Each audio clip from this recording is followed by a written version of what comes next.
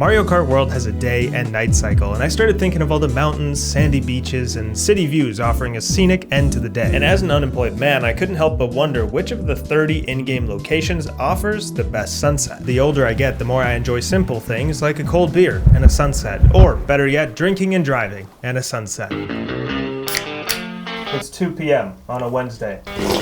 I decided let's visit every location, taking note of which have the most to offer, and soon we'll find out that catching the sunset has a lot more depth than you'd think. So I figured we'd start at the top of the map and work our way down through the locations, because I think the bottom has the most potential with the islands, the beaches. So we're starting at Acorn Heights, but really quick, we gotta establish what makes a good sunset. First of all, the view, the composition, what can you actually see? What does it look like? Second, the accessibility, how easy is it or hard is it to get to? And third, peacefulness. We all watch sunsets to contemplate our life once in a while, so it's gotta be peaceful. Would there ever be a million mosquitoes? You're a swamp with a forest. I mean, let's be honest, mosquitoes are not peaceful. Is this it? Our first sunset together?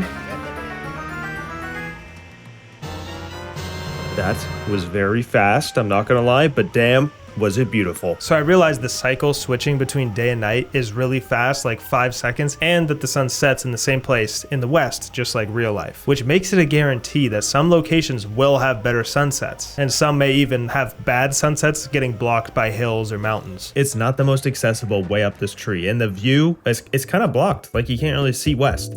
With our first sunset down, to rank them all, we'd have to observe 29 more sunsets. I sat around and found out that the sunsets happen every 24 minutes. So one day in game is 24 minutes. 30 locations times 24 minutes equals 12 real life hours of sunset hunting. Now, although I did get laid off last week from my job, I don't have all the time in the world. Okay, it's kind of what I do. It's kind of what I do exactly have. But I decided just to stop in for some sightseeing at a few locations and not wait until the sunset, because let's be honest, Boo Cinema is not gonna win this challenge. Maybe if it was like most depressing place to watch the sunset, maybe, but I'll still give it a rating on what the sunset would be like.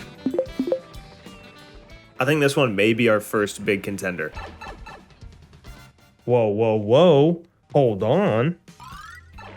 At first I thought the northern lights at this location were just at night, but we're about to have the northern lights transition into the sunset, and the accessibility, I mean, it was a short drive and a long pipe. That was my nickname in high school. Oh, here it comes. Northern lights, sunset at the same time. We're also looking across like the whole entire island, which I think kind of adds to it instead of just being right on the shoreline like Shy Guy. He's probably not happy about his sunset view. In the 24-minute days, the game has 4 main states that are mostly consistent: morning, day, evening, and night. It also has weather effects that go over top of those states, like rain or snowstorm, but those aren't one of the main 4 states. And each state lasts a different duration, but they're similar each time. The morning, usually 2 to 4 minutes. The day, 4 to 8 minutes. Evening, 2 to 4 minutes. And night, 4 to 8 minutes, adding up to a 24-minute day. Man, I'm not gonna lie, I think it's just a little bit too evil here. This is like the opposite, I think. Okay, Pianta's passed me at least 10 times and yelled in my ear, and I still haven't seen the sunset. So I thought, oh, this is perfect. I can visit multiple locations during one sunset state. But the more I played, the more I started to realize sunsets usually last 1 to 2 minutes, just like me. And let's be honest, no one is happy when that happens. We got 30 seconds of a sunset. So it was gonna be 1 location per sunset. We were in for a long road trip. I mean, you tell me, does this outfit I'm wearing match like this aesthetic? Not really.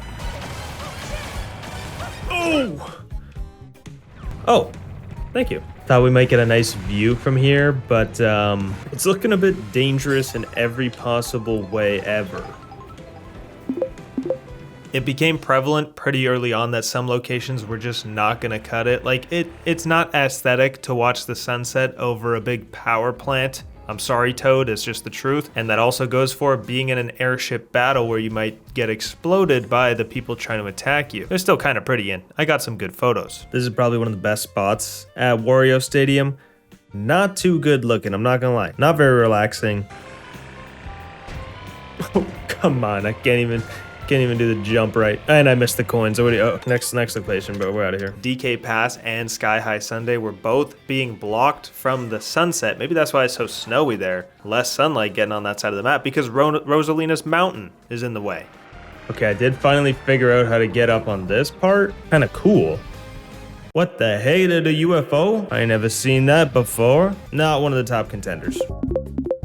Some courses when racing are also set to be in certain times of the day, so free roam is the only place you'll actually encounter Moo Moo Meadows, for example, during sunset or during the night. And I came to learn that sunset happens around 18 minutes into each day. So I started using the timer on my phone to track how many minutes I was into each day. It was around this time that ChatGPT told me I could hit P switches in the world to reset the timer left on the current state. So I started pushing P to extend my sunsets, remembering where they were on the journey. And it turns out it was a huge waste of time because ChatGPT lied to my face. It just be making it up.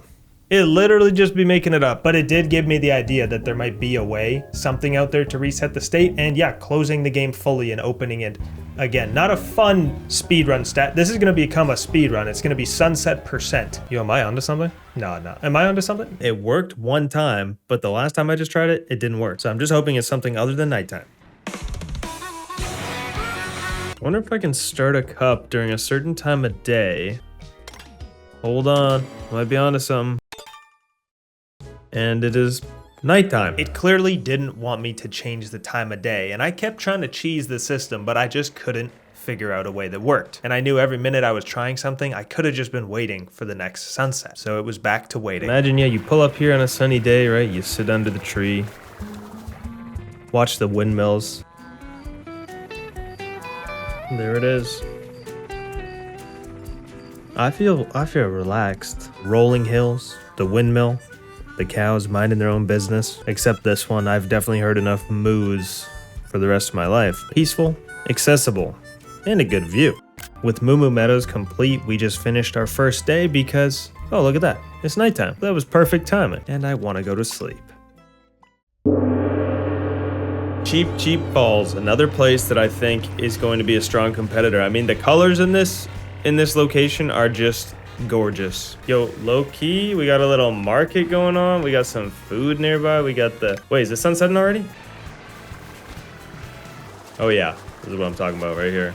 Put down a little chair right here. Come on. This is like where you'd go in high school when you want to be rebellious. Like, let's go to the freaking waterfall side, bro, on the cliff. The water, the leaves in the air, the plane flying by, the nice view. I mean, it's so peaceful. And the accessibility as nighttime comes around.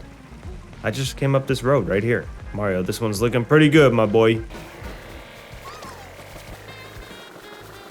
Okay, Nabbit is on to something. Look at this. Is this not the closest we've seen to me in real life with the sunset? 6 pack of Coronas to myself and a chair. 1 hour later. Oh, here we are. We've got the water, we've got a speaker, we've got our own little area. Aside from Nabbit, which I would have to get rid of him, as we like to say. But without him, it's pretty damn peaceful. The only thing is these large animals behind me. Faraway Oasis was another strong competitor, and all it took was 6 beers to bribe me. And for every strong competitor, we had a few that were a bit boring.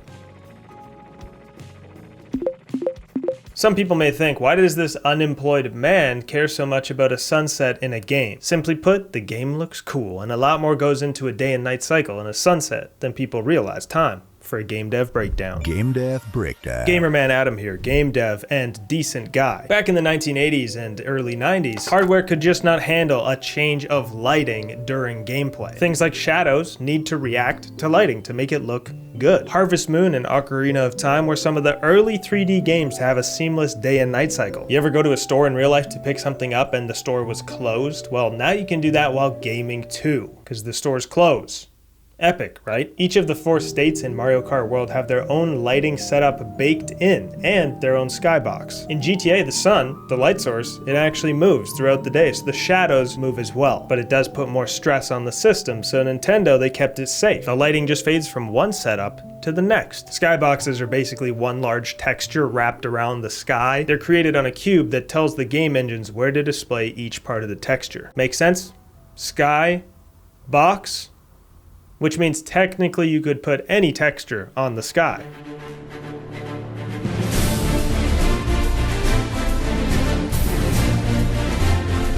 Dino Jungle had nothing interesting ground level, so up we went. I had no idea this was a thing. Oh! Where am I going? Slow down. I saw the coins up there and the eggs, so you know I had to grab them, and I thought I might get some kind of reward or gift or surprise if I destroyed all the eggs, but surprise, there's nothing, and I just killed this dinosaur's family for a mediocre sunset.